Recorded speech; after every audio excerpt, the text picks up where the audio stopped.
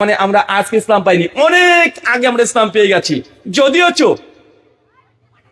কিছু মানুষ ক্রেডিট নিতে চাই, কিছু দেখবেন ভণ্ড পীর আছে, আর ভণ্ড পীরে কিছু অনুসারী আছে, তারা আবার জোর গলায় বলে যদি ভারতবর্ষের বুকে যদি সুফিরা না আসতো, এই পীররা যদি না আসতো, তাহলে ভারতবর্ষে মুসলমানরা সকলেই তারা মূর্তি পূজা করতো, তারা হিন্দু থেকে যেত।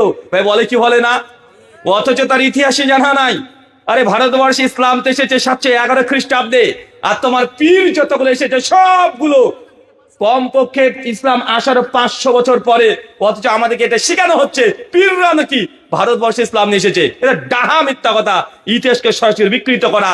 যারা ভারতের ইতিহাস নিয়ে পড়েছেন, মোহাম্মদ বিন কাসেম আল বিদায় ওয়ান নিহায়া উঠে দেখেন ইসলামিক হিস্ট্রি, ইমাম ইবনে কাসির রাহিমাহুল্লাহ 701 জন্ম 774 মৃত্যুবরণ করেছে। তিনি সেই সময় বলছেন মোহাম্মদ বিন কাসেম 701 হিজরিতে, তিনি অলরেডি 711 হিজরিতে 711 খ্রিস্টাব্দে ভারতবর্ষ অলরেডি ইসলাম নিয়ে চলে এসেছেন।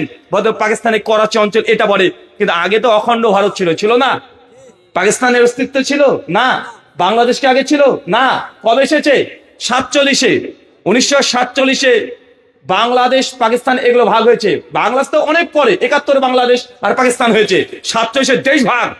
তাহলে আমাদের ভারতবর্ষে ইসলাম কোন পীর ফকিরের মাধ্যমে আসেনি। কার মাধ্যমে এসেছে? সাহাবি, তারপরে তাবেঈ, তাবে তাবাইন, এদের আমলে অলরেডি চলে এসেছে। আর অনেক পরে পীর ফকিররা কিছু কাজ করেছে, করেনি তা না, তাদেরকে যে ক্রেডিট দেওয়া হয় এটা সম্পূর্ণ মিথ্যা এবং ভাওতাবাজি। এটা করে জনগণকে পীর মুখী করার চেষ্টা করছে। অথচ অতই সহজ। আমাদের যুবক তরুণ যারা আছে তারা কি ইতিহাস পড়েন না নাকি? আর এখন এত পড়াশোনার দরকার নাই, চ্যাট জিপিটি চলে এসেছে।